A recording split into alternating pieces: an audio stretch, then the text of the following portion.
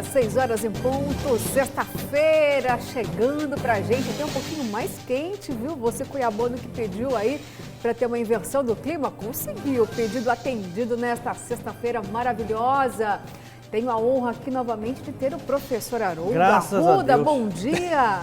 Eu já estava agoniado, que você nem imagina. Né? Meu Deus do céu, fazer aquela transmissão remota, Luciana, é horroroso. Porque muitas vezes fala uma coisa que a gente não concorda, entendendo? E aí você fica naquela angústia, porque você fala, vou fazer o quê aqui? Vou ficar, né? E a transmissão não é boa, né? Porque você fica falhando, dá problema, a gente não tem habilidade com isso, mas enfim, graças a Deus estou aqui, graças à vacina, graças à ciência, né? E realmente é uma grande satisfação estar aqui novamente na bancada, poder debater assuntos importantes. Bom dia, Luciana, bom dia ao Kleber Lima e bom dia ao nosso querido telespectador. Para nós também, professor, uma grande satisfação, principalmente pelo fato de que o senhor chega aqui, olha, depois de ter a família contaminada aí com a Covid, continua. A família está bem, está se recuperando e o senhor nem contraiu o vírus. Não, continuam, né? Todos eles, logo que eles contraíram o Covid-19, primeiro foi um filho que apareceu, o mais velho, né? Aí a mãe na sequência, não, aí a minha filha de 15 anos na sequência, dengue, né? Aí começou, o meu filho mais velho, o outro filho viajou, foi para o Nordeste com a namorada, não ficou por lá e não teve nada. Mas aí todos contaminaram ali. Aí imediatamente liguei para o médico, né? Aí ele falou, bom, vamos fazer o seguinte, vamos fazer os exames, e começou a dar positivo para todo mundo lá dentro. Eu fui, né? E nesse exato momento começou a dar positivo, ele falou, vamos isolar a turma dentro de casa. Né? Então fez um mapeamento dentro da casa, cada um num canto, isolado, de máscara. E aí eu, na sequência, fiz exame também, para ver como é que estava o sistema imunológico e se estava com Covid ou não, porque todos testaram positivo, então a chance de eu ter pego era muito grande, até porque um dia atrás, 2 dias atrás, eu estava ali, né, convivendo ali, não tinha como não pegar.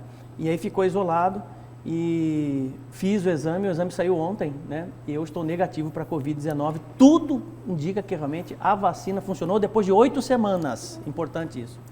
Né? Show de bola, professor, mas eu preciso dar bom dia para o Kleber Lima. Bom dia, Kleber. Bom dia, Luciana Gavilha, bom dia, professor Haroldo Arruda, seja bem-vindo. Sentimos a sua falta aqui também e a gente também gostaria de ouvir melhor suas opiniões, né? Porque estava difícil. Estava difícil. E bom dia a você que nos honra diariamente com a sua audiência aqui no A Notícia de Frente. Aqui você é 10.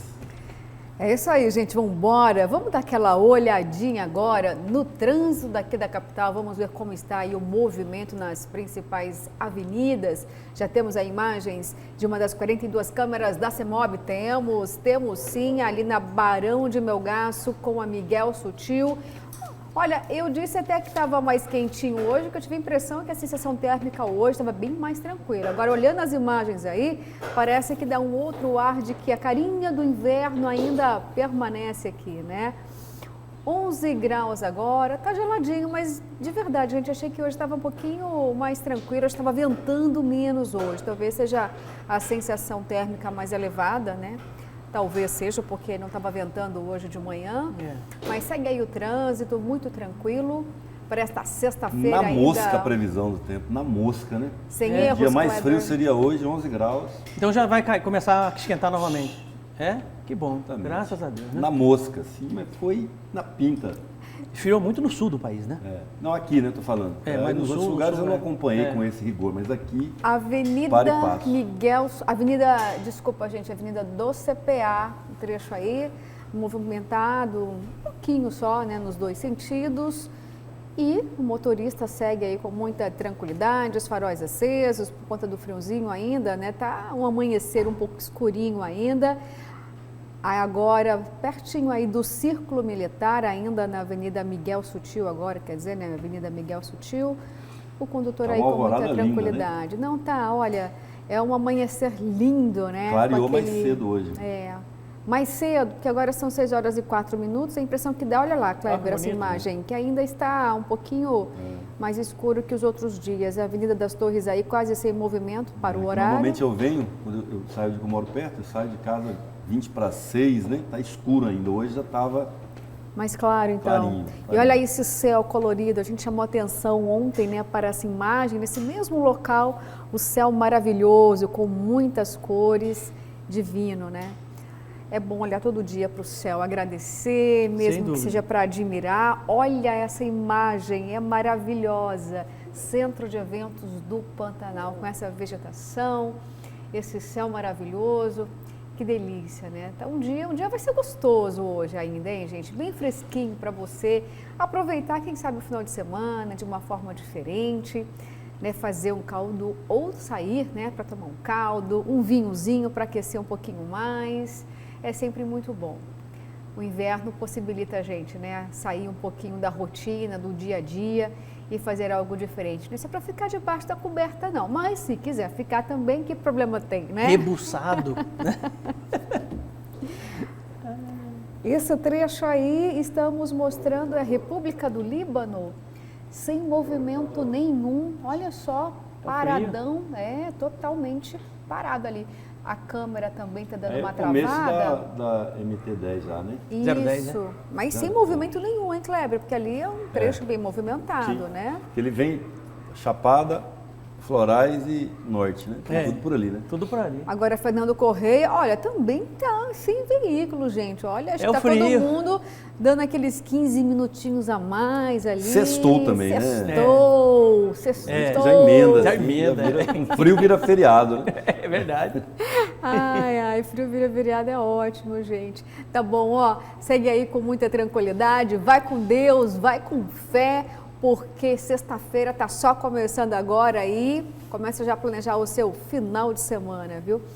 Bom, a gente agora vai trazer aqui uma reportagem, porque foi um assunto que nós debruçamos aqui ontem, inclusive o Kleber trouxe dados históricos em relação à Previdência e existiu, viu, professor, aquele descontentamento muito grande entre o governador Mauro Mendes e o desembargador Orlando Perry, tudo por conta da PGE, que trouxe aí números que não agradou, ou seja, o Conselho apresentou uma proposta, a PGE disse que era inconstitucional e aí virou briga. Pois é, agora nós temos aí novas informações de que nesta sexta-feira ainda esse assunto pode voltar à tona.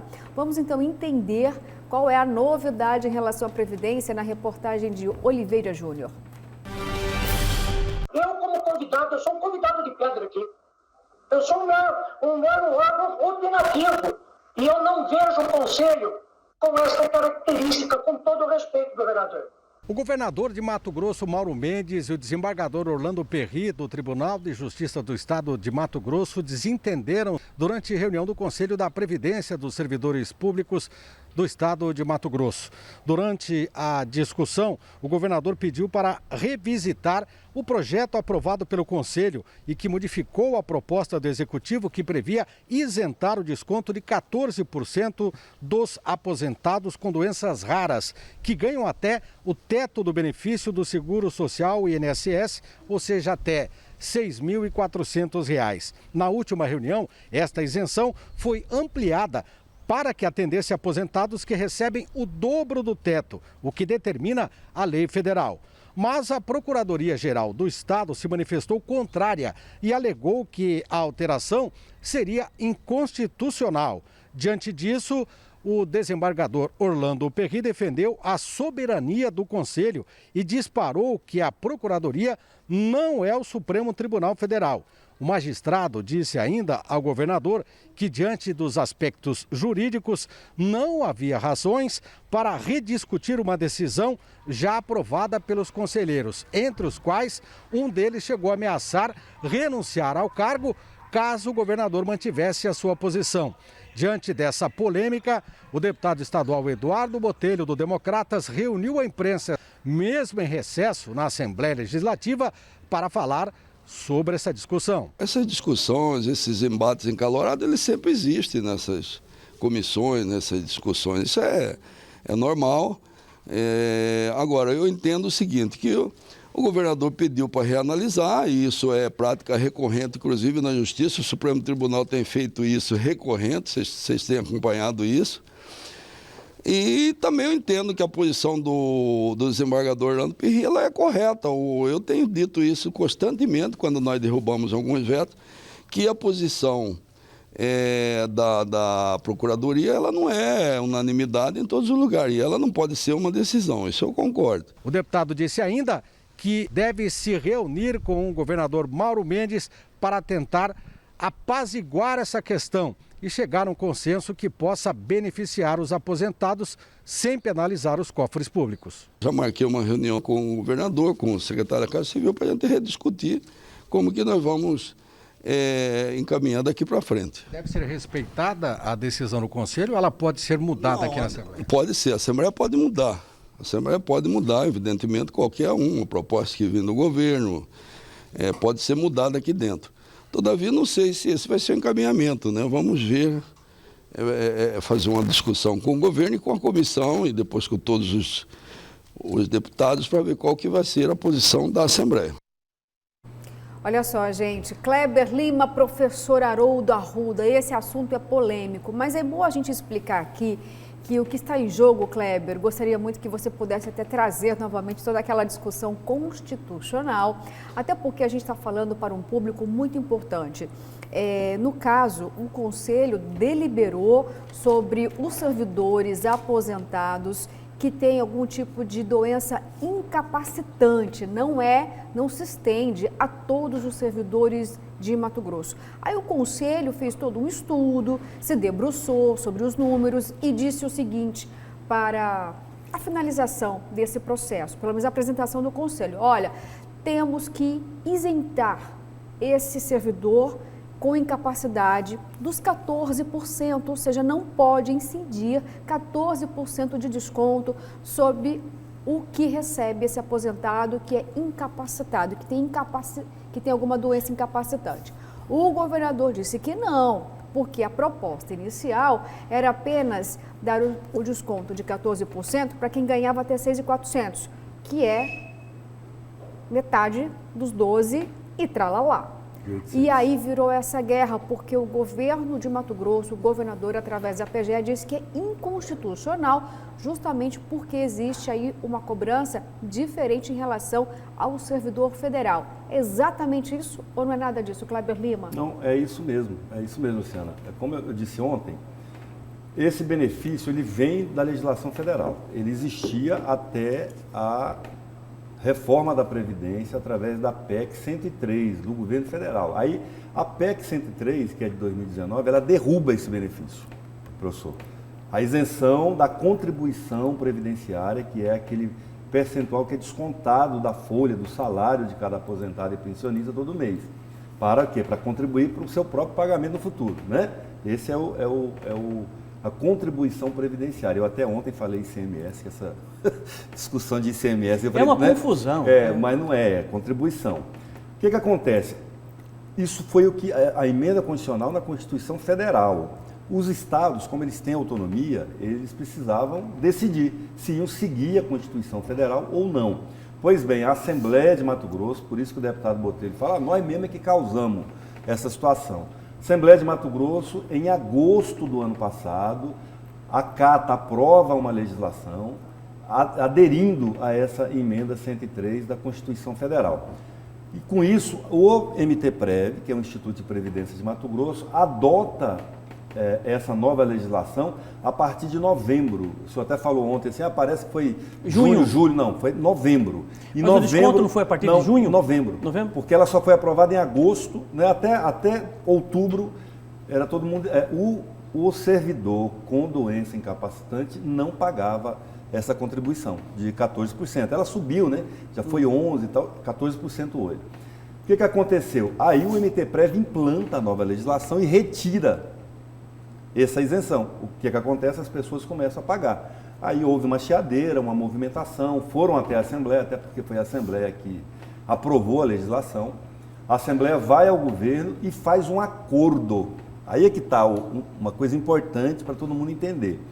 A Assembleia e o governo fazem um acordo. Falam, olha, nós não temos como voltar com os dois tetos do INSS, que é 6.400 o teto do INSS. O que é teto do INSS? É o valor máximo do benefício pago pelo INSS, para qualquer aposentado, né? Então, assim, para quem ganha até esse teto, não vai pagar um teto. Foi o acordo, Assembleia e governo. Beleza, Só que precisava do Conselho validar isso. Essa discussão vai para o Conselho, a proposta de se voltar a isenção até um teto, até 6.400. No dia 1º de junho, ontem eu falei dia 2, foi dia 1º de junho. Acontece, professor, que naquele dia o governador, que é o presidente do Conselho, não participou da reunião do Conselho. Por quê? Porque ele foi para a Bolívia, você lembra? Yeah. Ele foi para a Bolívia, o nosso telespectador vai lembrar, ele foi para a Bolívia lá negociar gás, ureia, etc. E quem presidiu a reunião do Conselho foi o chefe do Ministério Público, o promotor Zé Antônio Borges.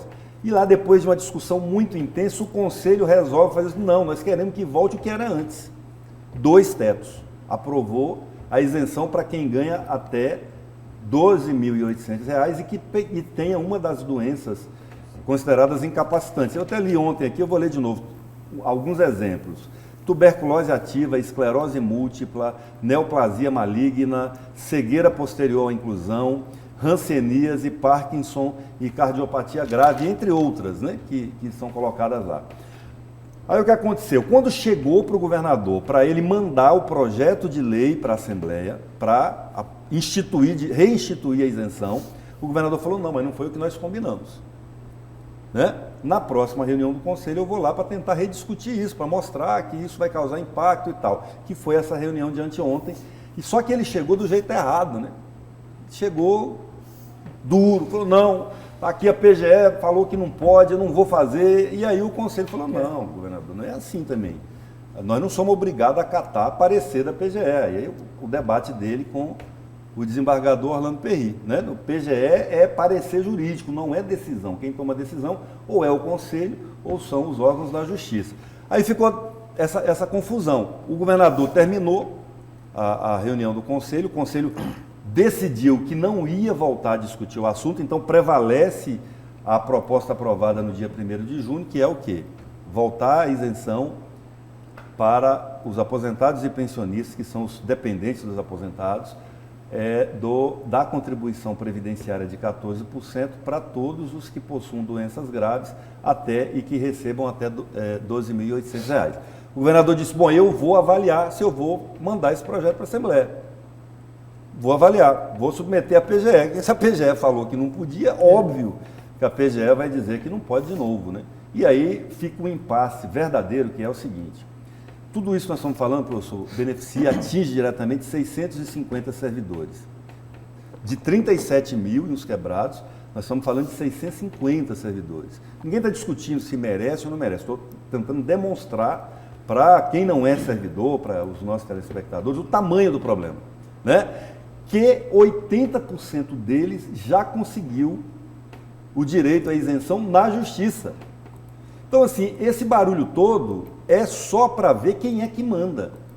É o Conselho, ele tem autonomia, ele tem poder deliberativo, ou ele é apenas um órgão de consulta, porque quem manda mesmo é o governador. É importante se ressaltar na sua fala, só para complementar, quem é o Conselho? Porque as pessoas, você fala Conselho, as pessoas acham Conselho da Previdência. As pessoas acham que 3, 4, 5, 6 pessoas, e não é isso. Não, ele é formado por 12, tem 12 membros titulares, 6 representantes de servidores dos 3 poderes e órgãos, Executivo, Legislativo, Judiciário, Ministério Público, Defensoria, né? E 6 representantes patronais, entre aspas, que são os chefes dos poderes.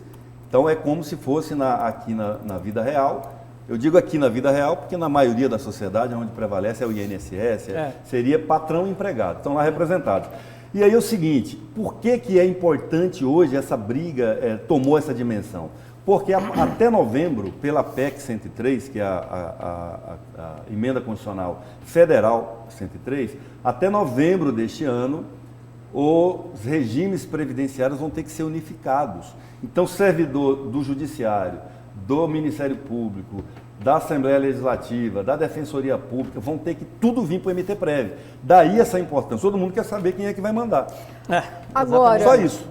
Depois disso, né, que volta praticamente, professora, a estaca zero, eu pergunto para os senhores, o deputado Eduardo Botelho diz o seguinte, olha, eu vou matar isso no peito, tá? Nem que a Assembleia tenha que fazer uma PEC, Kleber, Botelho disse isso. Falou ontem. É mesmo, E aí, para poder exatamente. rebater para os então, aposentados. Já que a gente não sabe quando o governador, embora tenha um prazo até novembro, que os estados precisam aprovar, né, a reforma da Previdência. Novembro é a unificação. Essa legislação já deveria ter acontecido. O que o Botelho falou ontem, assim, porque como eles se sentem culpados, essa é a verdade. Os deputados. A Assembleia se sente culpada porque, afinal de contas, foi ela quem aprovou a nova regra, acabando com a isenção. Então, ela está sendo pressionada, ela falou, não, nós vamos resolver, demos um prazo. A deputada Janaína disse isso para a gente aqui, há 2 semanas, quando ela aqui, semana passada, na verdade, quando aqui ela esteve, que o prazo que o governo tinha era até o final do mês, que é hoje, né? Segunda-feira já é outro mês, para encaminhar a lei. Se não encaminhar, nós vamos, por iniciativa própria, aprovar a lei.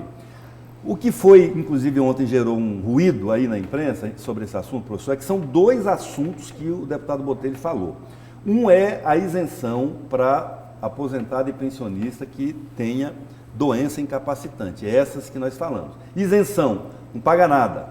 Uma outra proposta que tramita lá no Conselho é o que chama de imunidade fiscal para todos os servidores, que hoje ela é de um salário mínimo. E existe uma proposta lá também, fruto de acordo entre a Assembleia e o governo, de elevar essa imunidade fiscal para 3 salários mínimos. Significa na prática o seguinte, até para quem ganha até 9 mil. Se um servidor ganha 9 mil reais, que é o teto, o limite, ele só vai pagar os 14% sobre 9 mil menos 3.300. O senhor entende? Acompanha comigo o raciocínio. O senhor é bom de matemática. Não, sou péssimo em matemática. Então, mas vamos lá, vamos fazer. Então vamos errar junto aqui. Vamos errar junto. Não me deixa passar vergonha sozinho. 9 mil menos 3.300 é quanto? 6.700. Não, é 5, né? 5? É 5. Jornalista fazendo um cálculo. Tem uma música antiga, eu lhe dei 20 mil reais para cobrar 3.300. Eu não entro nessa seara porque eu não sou besta. É 17.700, 16.700. Então, assim, 9 menos 3.300, 5.700. Na prática, essa imunidade fiscal, que é uma segunda proposta, representa isso. Quem ganha 9 só vai pagar os 14% sobre 5.700.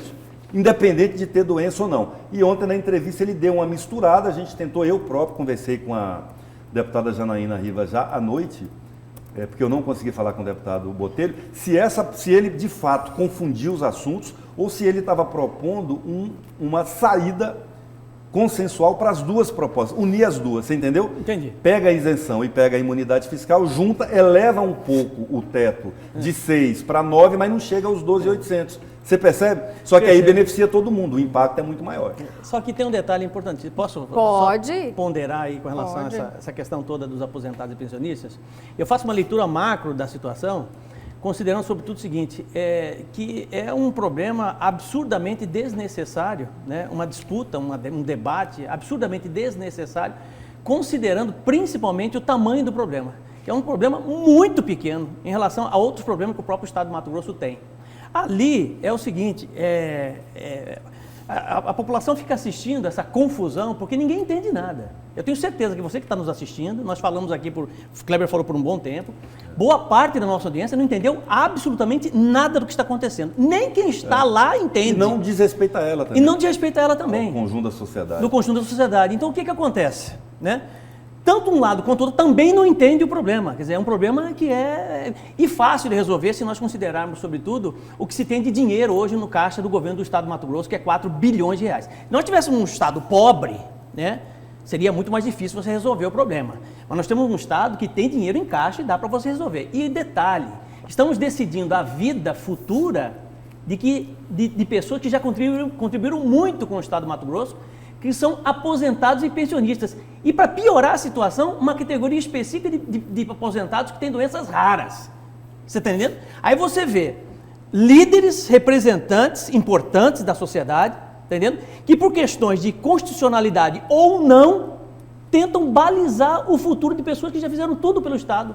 Você está entendendo? Quer dizer, discutindo uma coisa durante meses, entendeu? Com relação à questão dos 14%. Kleber, eu queria só fazer uma pergunta seguinte. E se, vamos exercitar a imaginação aqui. Vamos supor que esses 14% não era para ser retirado dos aposentados. Era para dar um aumento da VI para o Poder Judiciário, para o Ministério Público, Você acha que ia demorar tanto assim para poder votar, para poder decidir? A gente nem ia ficar sabendo, a gente ia ler no Diário Oficial só. Pois é, professor. você está entendendo? Agora, Seria muito mais... Você está entendendo o raciocínio, entendeu? Entendi tão da coisa? bem que eu quero, assim, né? Pegando os ganchos que o senhor deu, agora falou assim, o que é isso? Isso é um princípio que está sendo definido, para definir um modelo, mas que no final vai ter um impacto muito grande, muito forte nas finanças do Estado, e é um problema no mundo hoje, que é a Previdência. Tem um estudo lá do MTPrev, eu conversei com o Wellington lá, que é o presidente do MTPrev, que eles fazem um estudo atuarial. O estudo atuarial, pelo que ele me explicou, é o seguinte: você projeta receita versus despesa do MTPrev, que é um caixa separado do caixa do governo. Esse caixa da Previdência, ele, em tese, ele é apenas aquilo que os próprios servidores contribuem. Não dá para pegar dinheiro da fonte sem jogar aqui, porque senão ele fica vira um saco sem fundo. Mas eles fizeram a projeção, professor, daqui 75 anos, com o que nós estamos arrecadando e gastando hoje, qual que seria o resultado? Chuta um número. É um déficit, eu vou auxiliar. O déficit antes da reforma era de 64 bilhões de reais. 66 bilhões de reais. Metade do PIB de Mato Grosso hoje. Com a reforma ele caiu para 24 bilhões, mas ainda é déficit. Mas o problema não está, Kleber, não está no servidor público e no aposentado. Existem outras coisas que criam muito mais problema, muito mais despesa para o Estado. Não, viu, os próprios poderes. Não, tá, mas assim, os próprios poderes que estão decidindo isso, estão falando, tem um monte de mordomias, um monte de irregularidades. Mas aqui nós estamos falando da Previdência, só que ela é um caixa separado. Eles projetam o problema do Estado nas costas do servidor público. O Estado quebrou o servidor público. Não, mas ele é um caixa separado. Mas eles se esquecem, entendeu? Dos privilégios e das mordomias que eles mesmos têm. Infelizmente, neste caso aqui, é necessário discutir apartado.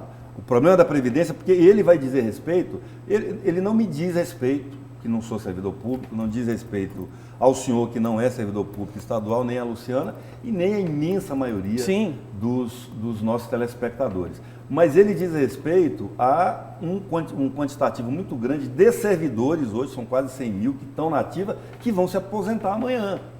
E a hora que tem déficit no caixa da Previdência, para poder pagar a conta do que vai faltar, o dinheiro sai da fonte 100. A fonte 100 é da onde sai o dinheiro para a educação, para a saúde, para o asfalto, para a infraestrutura, para todas as outras coisas que dizem respeito a gente. Então, é um tema importante, relevante. Muito importante. Que precisa de encontrar uma solução, não é só aqui em Mato Grosso, é no mundo. Sim. Olha só, gente, esse assunto aqui nós vamos ainda trazer para vocês, porque vamos acompanhar ponto a ponto, viu? Então, nós vamos novamente rediscutir tudo isso daqui, muito mais em relação à Previdência. Agora chegou o momento de eu ler a sua mensagem, que quer opinar, né? Luciano, exatamente mas só sobre isso. 10 segundos antes aqui, 10 para mim, então 10 para o professor Haroldo. É o seguinte, mas eu em debate eu não ia peitar o desembargador Orlando Perry. Ó, eu falei isso ontem, acho que o governador entrou numa fria. Não é uma briga boa essa, governador. Você concorda, Haroldo? Concordo plenamente. Tá certo? Vamos lá então. Gente, olha, que rapidinho. Fala, professor. Eu acho que a contra-opinião, o contraponto é importante, né? Mas você precisa exatamente saber com quem é que você está lidando, né? Data vênia. Data vênia. Vamos lá, rapidinho, então, para a sua mensagem. Olha só, arrecada mais e os políticos não querem ajudar o Estado. Indignação aí do nosso público, hein? Bom dia. É só cortar na própria carne, só cortar dos políticos os 14% de auxílios e verbas indenizatórias, reduzir os salários. Aí o governo vai ver, viu? Olha só, gente, vamos agora então, mudando um pouquinho de assunto, chamar o nosso repórter João Fernandes ao vivo, porque vai trazer para a gente aí notícias sobre motociata. É isso mesmo, João Fernandes? Conta para a gente qual é a relação do que pode acontecer nesse final de semana com o presidente da República, Jair Bolsonaro. Oi, Luciana, bom dia para você, para quem nos assiste também. Sextou, né? Uma ótima sexta para você, Luciana, Kleber, professor Haroldo, que está de volta aos estúdios. Para quem está em casa também, uma excelente sexta para a minha equipe aqui. Bom dia também, Valdeir Moraes e o Tarcísio. Nesse momento, antes de falar desse ato, né, neste final de semana programado para domingo de manhã, temperatura agora 11 graus, os termômetros não devem passar hoje dos 27, mas eu vi que até as 2 da tarde chega aos 26 e não passa disso, viu? Então vai ser uma sexta-feira agradável. Foi difícil, né, acordar cedinho, sair da cama, doido para ficar embaixo do cobertor, mas não tem jeito, tem que levantar porque a sexta-feira já começou. Então, uma excelente sexta para todo mundo. Agora falando sobre essa passeata, motociata, carreata, já juntou tudo, né? O fato é que no domingo vai acontecer um ato em prol ao presidente Jair Bolsonaro e também que pede aí a eleição com o voto impresso. Aqui, esse evento, na verdade, ele vai acontecer no Brasil todo, né? É uma mobilização nacional de apoiadores do presidente Jair Bolsonaro. Aqui na nossa capital, aqui em Cuiabá, esse encontro está programado na Praça das Bandeiras. Vai ser ali a concentração, depois o pessoal de moto, de carro ou até mesmo as pessoas a pé nesse trajeto, né? Recebi informação de que vai ter um adesivaço também, então o pessoal vai se encontrar ali na Praça das Bandeiras, dali segue então até a Praça 8 de Abril. Repetindo, esse ato vai ser no domingo a partir das 3 horas da tarde, em apoio ao presidente e também para pedir o voto impresso. Sobre o voto impresso, essa é uma pauta defendida inclusive pelo próprio presidente, que diz existir a possibilidade de fraude caso não haja auditagem dos votos. O Tribunal Superior Eleitoral, o TSE, já se manifestou sobre esse caso.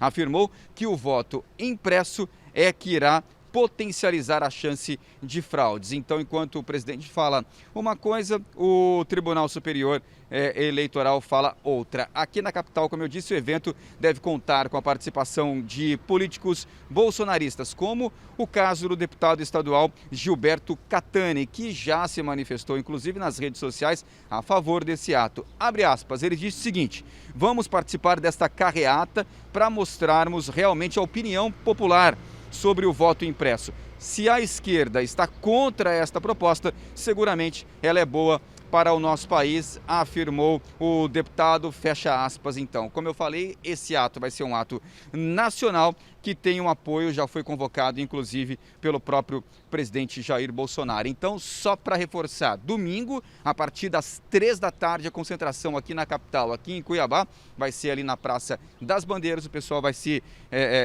juntar ali, né? Vai ter essa concentração na Praça das Bandeiras, depois dali eles vão até a Praça 8 de Abril. Então, um domingo de manifestações, não é? De atos em prol do voto impresso e também apoio ao presidente Jair Bolsonaro, não só aqui em Mato Grosso, mas também em todo o país. Viu, Luciana? Volto contigo. Oi, João, obrigada, viu, pelas informações. Olha, o João trazendo aí notícias em relação às manifestações pró-Bolsonaro e falando no presidente da República. Ontem uma live, né, do presidente com mais de 2 horas aí de duração foi com notícias de que o presidente traria aí informações bombásticas, né, ou seja, comprovações de que de fato existem fraudes durante o processo eleitoral e por isso o presidente cobra aí que aconteça de fato o voto auditável. No entanto, o próprio presidente ontem disse o seguinte, que não tem provas em relação a fraude, são apenas suposições, desconfianças. E aí acabou dizendo o seguinte, olha, não tenho prova, vocês é que têm que provar, né, que o voto é seguro. E o presidente já está reforçando esse discurso, professor Kleber, né, há uns 2 ou 3 anos já em relação a possíveis fraudes.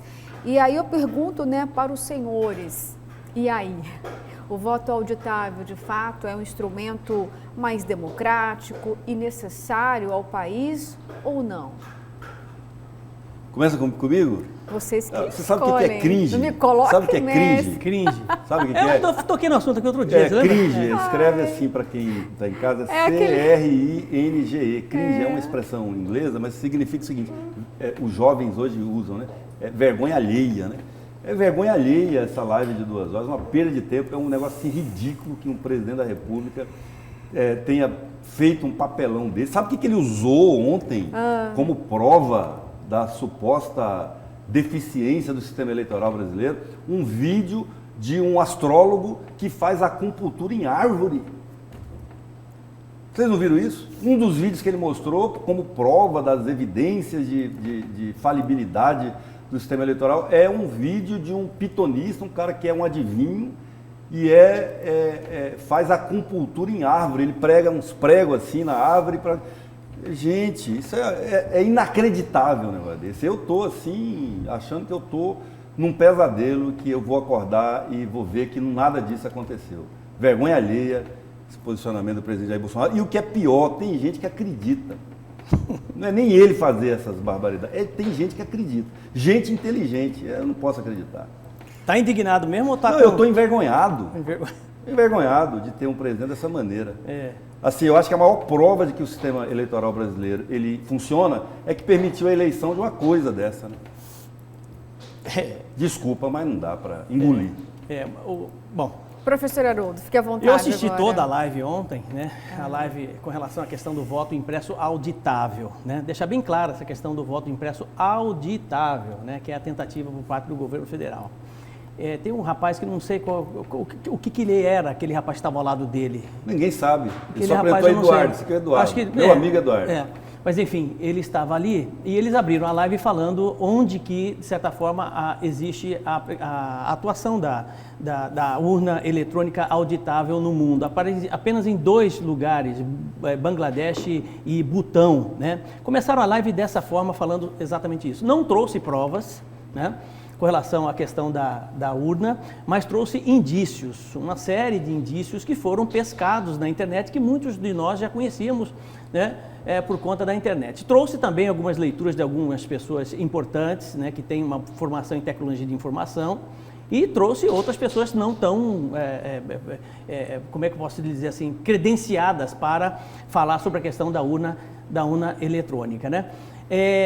O sistema é simples e a opinião que eu tenho é a seguinte: se existem dúvidas, né, com relação a esse processo, e não são poucas, até porque boa parte da população brasileira tem muita dúvida com relação à questão da votação da urna eletrônica, se ela é confiável ou não. Se existem dúvidas, eu acho que é extremamente cabível que se ache um caminho para que esse voto seja auditável. O relator desse processo, que será votado no dia 5 de agosto, agora está tentando criar uma alternativa, uma terceira via nesse processo da votação, que é um print digital em cima do voto. Você vai lá, vota, você tem um print digital daquilo, você vai receber esse print digital. E não fica lá, você não vai levar embora com ele. Você não vai embora com ele. Isso. Ele fica lá, né? Então, Kleber, eu acho assim, da mesma forma que você... o que é que garante para você que realmente a urna é confiável? Qual que é o argumento que você carrega? Aí você está fazendo o mesmo raciocínio do presidente, a inversão da prova. O ônus da prova cabe a quem acusa. Isso é um princípio consagrado no mundo. A prova é o seguinte: todas as denúncias que foram apresentadas ontem como indício, aliás, esse rapaz que é acupunturista de árvore, ele foi apresentado ao mundo e à internet por uma pessoa chamada Naomi Yamaguchi, que é uma suplente de deputada federal, que veio a ser irmã da doutora Nise Yamaguchi, que passou aquela vergonha também lá na CPI da Covid. Então você vê que é tudo a turma da mesma panela. O sistema eleitoral brasileiro é considerado um dos mais avançados do mundo. Todas as eleições têm um acompanhamento de Polícia Federal, da sociedade, da Câmara dos Deputados. Ele já é auditável. As pessoas têm dúvida porque elas não conhecem. Então, assim, se você lançar hoje... não tem gente acreditando que a Terra é plana? Qualquer coisa que você falar hoje na internet, que bebê que boa vai curar a Covid, tem gente que acredita. Então, assim, eu não gostaria mais de debater esse assunto. Não, mas peraí, assim, nós dessa só começando. Forma, eu acho que assim, discutir a chance da Assembleia aprovar ou não, do Congresso, é outra coisa, porque tendo motivo ou não, eles aprovam. Não, mas peraí, eu acho importante. Assim, eu, sinceramente, sou jornalista que cubro política desde as eleições, há mais de 20 anos, desde que foi introduzido o voto eletrônico no Brasil, e nenhuma denúncia de fraude até hoje no Brasil foi comprovada. São 5.500 municípios brasileiros que têm eleição de 4 em 4 anos. A live apresentou inúmeros casos no Brasil de pessoas que tiveram problemas durante a votação. Então, urnas que tiveram problemas durante a votação. Né? Professor, só pessoas quero fazer um paralelo nisso. Esses mesmos casos que foram apresentados, os órgãos oficiais já não atestaram que não foi exatamente aquilo? Não Aí sei. é que está o X Todos. da questão. Por Não isso sei. que Mas eu houve tô- um certo sentimento de decepção, porque todo mundo ficou aguardando, de fato, novos elementos. Ou seja, né, algo novo que pudesse dar, no caso, espaço para o presidente realmente conseguir conformar, concordar, ou provar que o voto, de fato, pode ser manipulado, que a urna pode ser fraudada. Não estão e isso votando. não aconteceu ontem. Correto. Não estão votando agora essa tragédia, a meu ver, né? Que é a questão do fundão de 4 bilhões, 5 bilhões, 6 bilhões. Aí é um tema, né, que ele podia ter gastado meia hora. Se você não tem dinheiro para isso, qual a dificuldade de você ter um voto auditável, gente? Mas justamente, ele já é auditável. Não, peraí, não. É o que as autoridades dizem. As pessoas, Kleber, você vai à lotérica, você faz o jogo da loteria, tá? E você recebe um comprovante do seu jogo. Você não sai da lotérica sem receber aquele papelzinho, certo? Mas a eleição não é loteria, né, professor? Calma, mas você tem um comprovante. O que as pessoas estão pedindo, eu estou tentando fazer só o contraponto do raciocínio, estão pedindo exatamente isso, porque o próprio Tribunal Superior Eleitoral não conseguiu comprovar isso. À luz da opinião pública, ou boa parte da população brasileira, não aceita exatamente esse tipo de votação e acha que isso não condiz com o processo democrático. Sabe como é que era o voto no Brasil no começo? Era o seguinte, o senhor chegava na fila, aí o senhor falava para quem que o senhor ia votar, o mesário que preenchia para o senhor. Isso é o que faculta a compra e o controle do voto do cidadão. Isso favorece a compra de voto, professor. Você não pode sair da urna com um comprovantezinho, você não pode nem ir com o celular hoje e tirar foto. Eu mandei um vídeo para este programa para que ele pudesse ser apresentado e infelizmente não obtive resposta com relação a isso. Esse vídeo mostra exatamente como é que funcionaria o voto auditável no Brasil. Não se põe a mão em nada. Você concorda, ele emite uma cédula, essa cédula vai justamente para uma urna e ela fica depositada ali. Tem um QR Code nesse voto. Um QR Code no voto, é apenas mais segurança no processo de voto. Não tem problema nenhum com relação a isso. A gente não acaba... Deixa eu fazer uma pergunta para o senhor. Peraí, o senhor tem dúvida que alguém que o senhor votou alguma vez na sua vida, o voto do senhor não valeu? Posso terminar? Ou o senhor só está problematizando? Deixa eu terminar. Não estou problematizando. Momento explicando exatamente como seria o voto auditável. Nós estamos vendo aí... Somente para o leitor seria visível, então. Exatamente. Você não vai sair daí do voto com nenhum comprovante. Lá, o QR Code, ó. O QR Code, você confirma que o QR Code, pronto. Está votado, está depositado numa urna eletrônica. Qual o problema disso, Kleber? E você não abandona o sistema digital, está ali o sistema digital, numa boa. Você olha, é isso mesmo que eu quero. Você tem uma leitura de QR Code, o QR Code vai para... Eu vou te explicar, professor. Deixa eu só terminar, eu não estou conseguindo terminar. Eu já entendi, né? Mas mas não é só você que está aqui, tem milhões de pessoas que estão nos assistindo. Eu achei que você estava perguntando para mim. Não, eu estou falando... Qual que é a dificuldade? Eu achei que era para mim. Eu estou mostrando para você, quer dizer, após o processo, né? Após o processo da votação, que você confirmou o QR Code, o mesário que tem fé pública, ele emite o relatório com todos os QR Codes e faz a leitura final. Pronto, acabou o problema. Eu não vejo problema nisso. Eu acho que é democrático, gera mais confiança para o processo, tá entendendo? Mas estão criando dificuldade. Tá, agora quem quer falar sobre isso também é o nosso telespectador. Eu preciso dar atenção para ele também. Vamos lá, então, algumas mensagens em relação a esse assunto. Olha só. Eu quero meu voto auditável. Bom dia, professor Haroldo. Esse seu colega que está na sua frente é um petista de carteirinha, Almir do Tijucal. Eu fui votar nas eleições passadas e quando eu apertei o número 1, apareceu 13. Tem ou não fraude? Bom dia, bancada. Sobre a urna eletrônica, assista a entrevista. O seu colega irá dizer que também é fake?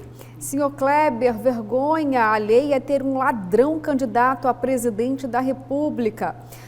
Se o presidente tem tanta certeza que o mesmo foi eleito com esse tipo de voto, então ele roubou? Sou a Lene.